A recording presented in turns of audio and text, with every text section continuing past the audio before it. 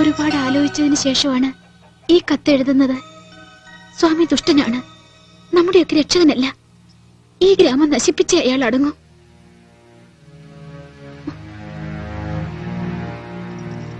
ഞാൻ പറയുന്ന സത്യങ്ങൾ പോലും ആരും വിശ്വസിക്കുന്നില്ല. വീട്ടിലെല്ലാവരും എന്നെ ഒറ്റപ്പെടുത്തുന്നത് പോലെ ചുപ്പറിൻ എന്നെ സ്നേഹിക്കുന്നുണ്ടെങ്കിൽ ഇത് വിശ്വസിക്കണം. ചുപ്പറിന്റെ അച്ഛനെ കൊന്നത് മറ്റാരുമല്ല, ആ ദുഷ്ടന്.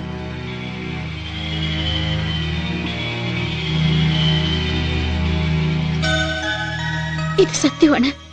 ചുപ്പറിന്റെ ശ്രീകുട്ടി പറയുന്നത് വിശ്വസിക്കില്ലേ? എന്റെ സ്വന്തം ശ്രീകുട്ടി.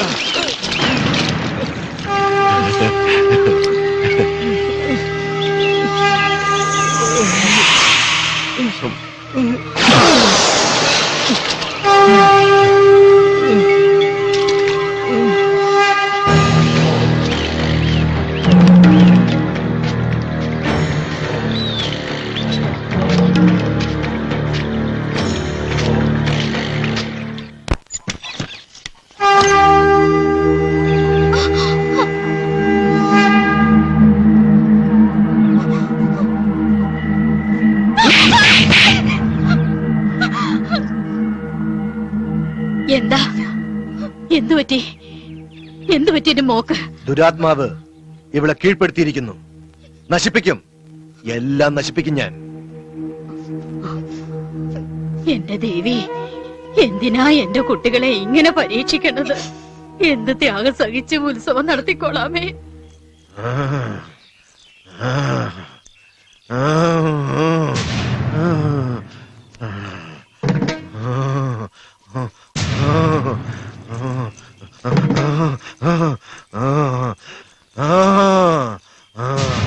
നാഗദൈവങ്ങളെ, പറയൂ, എന്താണ് വേണ്ടത്?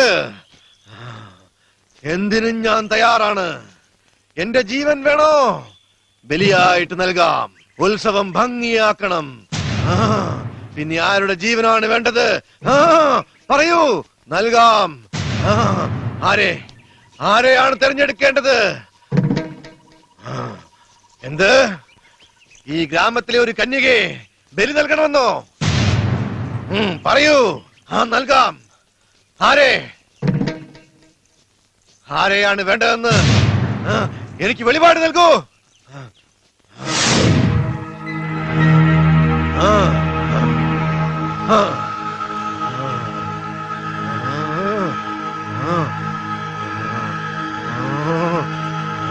നാഗദൈവങ്ങളെ, എനിക്ക് കാണിച്ചു തരൂ. ബലി നൽകുവാനുള്ള കന്യകയെ എനിക്ക് കാണിച്ചു തരൂ.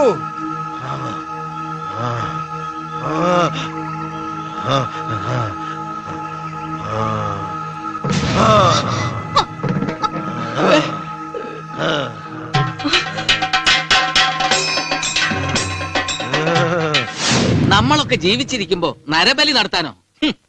അത് സമ്മതിക്കൂല. ആ പെങ്കൊച്ചിനെ ജീവനോടെ കൊന്നിട്ട് കിട്ടുന്ന പുണ്യൊന്നും നമുക്ക് വേണ്ട. അത് ശരിയാ രാഘവ, വായി തോന്നിന്ന് പറഞ്ഞ് വെറുതെ ദൈവശാപം പിടിച്ചു വെക്കണ്ട.